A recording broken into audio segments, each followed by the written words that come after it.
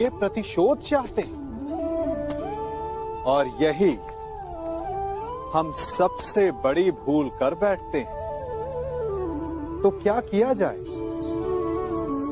इसका केवल एक ही उपाय है और वो है क्षमा। यदि प्रतिकार चाहिए तो प्रतिशोध भुला दीजिए और न्याय की ओर अपने पग बढ़ाइए, क्योंकि यही वास्तविक प्रतिकार है। हम अपनी सोच और संसार की मान्यता के अनुसार अपने विचार बनाते हैं। जैसे सत्य कहना धर्म है, असत्य कहना पाप, सहनशीलता धर्म है और क्रोध करना अधर्म, उपकार करना, जीवों पर दया करना धर्म है और निष्ठुर होना अधर्म। परंतु क्या यही सत्य है? क्या कभी कभी परिस्थितियां इन आवेशों को उल्टा नहीं कर देती? करती है। यदि इस संसार में कुछ धर्म है, कुछ पुण्य है, कुछ महान है, तो परिस्थिति के अनुसार चलना। जटायु स्मरण है आप सबको, वो जिन्होंने रावण पर क्रोध किया था, उस पर आक्रमण किया था। उस समय जटायु का क्रोध पाप नहीं था, धर्म था। इसीलिए अंत में उन्हें भगवान राम की गोद मिली। और कुछ ऐसे भी होते हैं जो धर्म को सहनशीलता समझकर हर अन्याय को सहते हैं और अंत में वो बाणों की शैया पाते हैं। यदि कोई पशु या व्यक्ति अकारण आक्रमण करके किसी निर्दोष के प्राण लेने की चेष्टा करे तो उसके रक्षा हेतु उसका वध कर देना पाप नहीं, समय की मांग है, क्योंकि आक्रमण भी आत्मरक्षण ही है। यदि किसी दुष्ट की सहायता करने से सामान्य मनुष्य को कष्ट पहुंचे, पीड़ा पहुंचे, तो उसे सहायता ना देना ही धर्म है। अकारण क्रोध अस्वीकार्य है, परंतु यदि क्रोध से कुछ शुभ पाप बाहुभीत हो तो क्रोध और दंड भी धर्म ही है। स्वीकारण, सत्य का स्वीकारण मनुष्य के लिए बहुत ही महत्वपूर्ण है। जब तक मनुष्य सत्य को स्वीकार नहीं करता, उसे असत्य से लड़ने की शक्ति प्राप्त नहीं होती। जब आप भोजन करते हैं तो क्या होता है? आपका पेट स्वीकारता है कि वो भर चुका है और आप भोजन करना बंद कर देते हैं। जब आपको निद्रा आती है तो क्या होता है?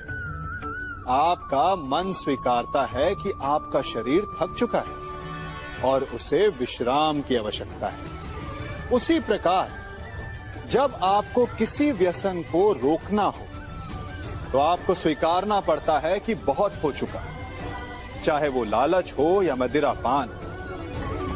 उस व्यसन का त्यागना तभी प्रारंभ होता है जब आप ये स्वीकार कर लेते हैं कि आप उस व्यसन के बंधक हैं।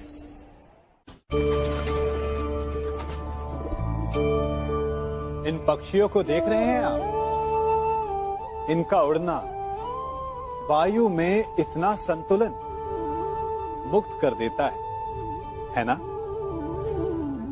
इन्हें उड़ते देख आपके मन में भी इच्छा होती होगी कि इन्हीं की भांति आप भी स्वतंत्रता से उड़ पाएं।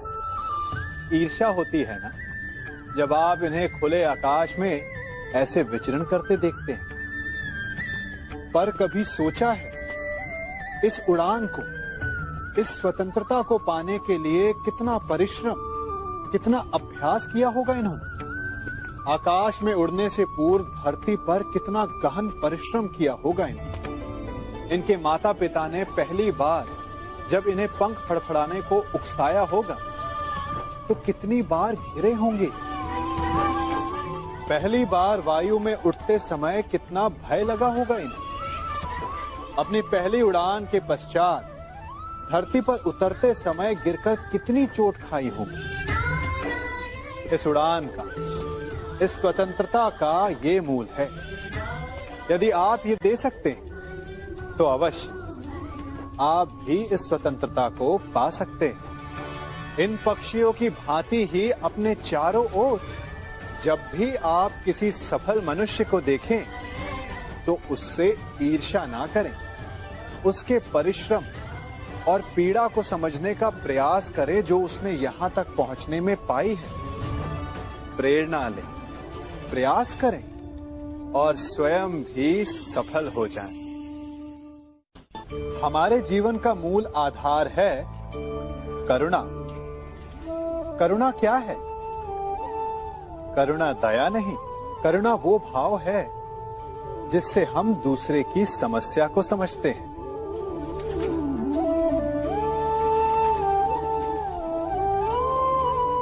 उसकी कठिनाई को अनुभव करते हैं। इस संसार में सारे संघर्षों का मूल है एक दूसरे की परिस्थिति को ना समझना, और इस समस्या का हल है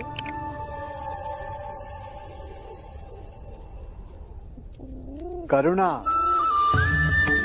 करुणा किसी पशु पक्षी के प्रति हो या किसी मनुष्य के प्रति, ये आपके जीवन में कलेश और संघर्ष जैसी भावनाओं को दूर रखती है।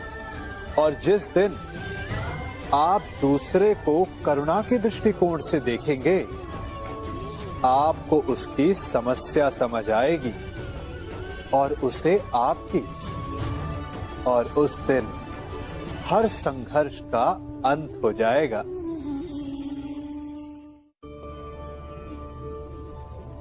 कभी सोचा है हमारा जीवन भी उस रेत की घड़ी की भांति है? जो रेत नीचे गिर चुकी है वो हमारा अतीत है, जो अब भी ऊपर है वो हमारा आने वाला भविष्य है, और वर्तमान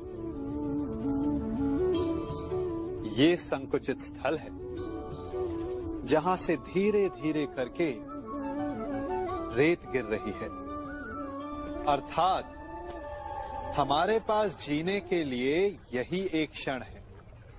उसका उपयोग कैसे करना है ये हम पर निर्भर करता है। जो बीत गया उसका दुख मनाना है, या जो भविष्य में होने वाला है उसकी प्रतीक्षा में क्रोध करना है। सब कुछ करने के लिए यही एक क्षण है। प्रसन्न रहना है तो उसके लिए भी यही एक पल है। प्रतीक्षा करते रहोगे तो ये पल भी भूतकाल में बदल जाएगा। इसलिए आनंद के लिए, परोपकार के लिए प्रतीक्षा ना कीजिए। आपके पास जो पल है उनका भरपूर सदुपयोग कीजिए, क्योंकि इस घड़ी को पलटकर आप फिर से समय अवश्य गिन सकते हैं, परंतु अपना बीता हुआ समय आप वापस नहीं लौटा। भाग्य, समय का भेद और हमारी असावधानी कई बार हमें समस्या में डाल देती है और हमें पीड़ा पहुंचाती है। फिर हम कभी अपने मित्रों से, कभी अपने आप से, कभी ईश्वर से केवल एक ही प्रश्न पूछते हैं कि क्यों, मेरे साथ ही ऐसा क्यों हुआ? इस प्रश्न का उत्तर किसी के पास नहीं। ये प्रश्न एक चक्रव्यूह की तरह है और इससे निकलने का मार्ग भी एक प्रश्न से ही आता है। यदि ऐसी अनुभूति हो तो स्वयं से प्रश्न पूछिए कि अब मैं ऐसा क्या करूं कि उस पीड़ा का अंत हो जाए। यदि मार्ग में बाधा आए तो ये प्रश्न ना करें कि बाधा मेरे समक्ष ही क्यों आई, बल्कि ये देखें कि उस बाधा से कई लोग आगे भी बढ़े हैं। आगे बढ़ने के लिए पांव से धरती को धकेलना पड़ता है। जो बीत गया उसकी पीड़ा का मरहम बीते हुए कल में नहीं, आने वाले भविष्य में मिलेगा। वर्तमान को अतीत के अन्याय का शोक मनाने में व्यर्थ ना करें। वर्तमान का उपयोग ये सोचने में करें कि ऐसा क्या किया जाए कि भविष्य में किसी दूसरे को वो पीड़ा ना सहनी पड़े। प्रतिकार चाहते हैं, अपने मन की अग्नि को शांत करने के लिए प्रतिशोध चाहते हैं, और यही हम सबसे बड़ी भूल कर बैठते हैं। तो क्या किया जाए? इसका केवल एक ही उपाय है, और वो है क्षमा। यदि प्रतिकार चाहिए तो प्रतिशोध भुला दीजिए और न्याय की ओर अपने पग बढ़ाइए, क्योंकि यही वास्तविक प्रतिकार है। हम अपनी सोच और संसार की मान्यता के अनुसार अपने विचार बनाते हैं। जैसे सत्य कहना धर्म है, असत्य कहना पाप, सहनशीलता धर्म है और क्रोध करना अधर्म, उपकार करना, जीवों पर दया करना धर्म है और निष्ठुर होना अधर्म। परंतु क्या यही सत्य है? क्या कभी कभी परिस्थितियां इन आवेशों को उल्टा नहीं कर देती? करती है। यदि इस संसार में कुछ धर्म है, कुछ पुण्य है, कुछ महान है, तो परिस्थिति के अनुसार चलना। जटायु स्मरण है आप सबको, वो जिन्होंने रावण पर क्रोध किया था, उस पर आक्रमण किया था। उस समय जटायु का क्रोध पाप नहीं था, धर्म था। इसीलिए अंत में उन्हें भगवान राम की गोद मिली। और कुछ ऐसे भी होते हैं जो धर्म को सहनशीलता समझकर हर अन्याय को सहते हैं और अंत में वो बाणों की शैया पाते हैं। यदि कोई पशु या व्यक्ति अकारण आक्रमण करके किसी निर्दोष के प्राण लेने की चेष्टा करे, तो उसके रक्षा हेतु उसका वध कर देना पाप नहीं, समय की मांग है। क्योंकि आक्रमण भी आत्मरक्षण ही है। यदि किसी दुष्ट की सहायता करने से सामान्य मनुष्य को कष्ट पहुंचे, पीड़ा पहुंचे, तो उसे सहायता ना देना ही धर्म है। अकारण क्रोध अस्वीकार्य है, परंतु यदि क्रोध से कुछ शुभ पाप बाहुभीत हो, तो क्रोध और दंड भी धर्म ही है। स्वीकारण, सत्य का स्वीकारण मनुष्य के लिए बहुत ही महत्वपूर्ण है। जब तक मनुष्य सत्य को स्वीकार नहीं करता, उसे असत्य से लड़ने की शक्ति प्राप्त नहीं होती। जब आप भोजन करते हैं तो क्या होता है?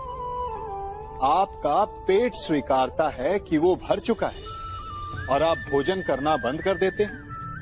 जब आपको निद्रा आती है तो क्या होता है? आपका मन स्वीकारता है कि आपका शरीर थक चुका है और उसे विश्राम की आवश्यकता है। उसी प्रकार जब आपको किसी व्यसन को रोकना हो, तो आपको स्वीकारना पड़ता है कि बहुत हो चुका, चाहे वो लालच हो या मदिरापान। उस व्यसन का त्यागना तभी प्रारंभ होता है जब आप ये स्वीकार कर लेते हैं कि आप उस व्यसन के बंधक हैं।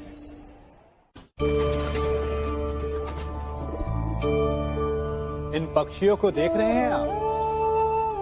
इनका उड़ना वायु में इतना संतुलन मुक्त कर देता है ना? इन्हें उड़ते देख आपके मन में भी इच्छा होती होगी कि इन्हीं की भांति आप भी स्वतंत्रता से उड़ पाएं। ईर्ष्या होती है ना, जब आप इन्हें खुले आकाश में ऐसे विचरण करते देखते हैं।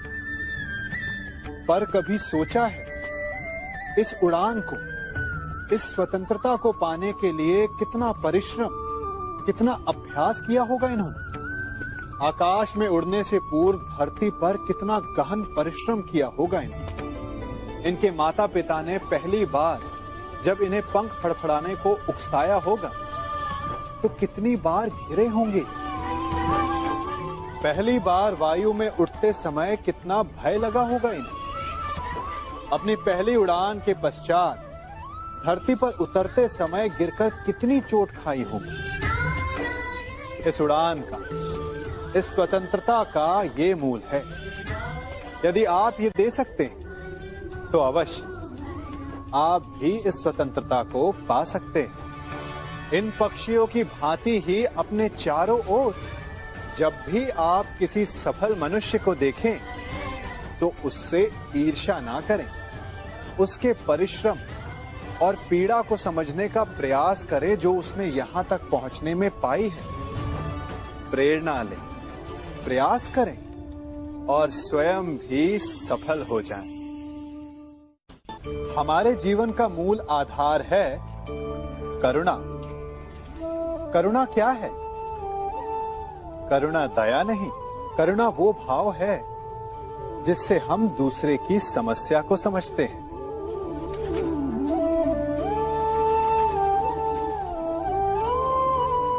उसकी कठिनाई को अनुभव करते हैं। इस संसार में सारे संघर्षों का मूल है एक दूसरे की परिस्थिति को ना समझना, और इस समस्या का हल है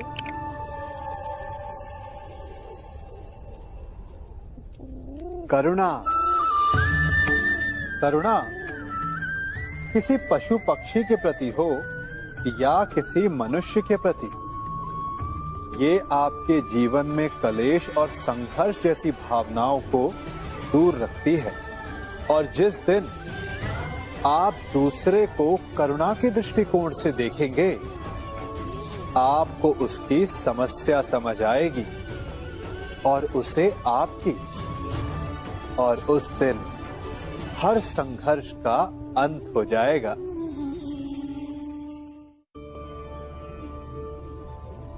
कभी सोचा है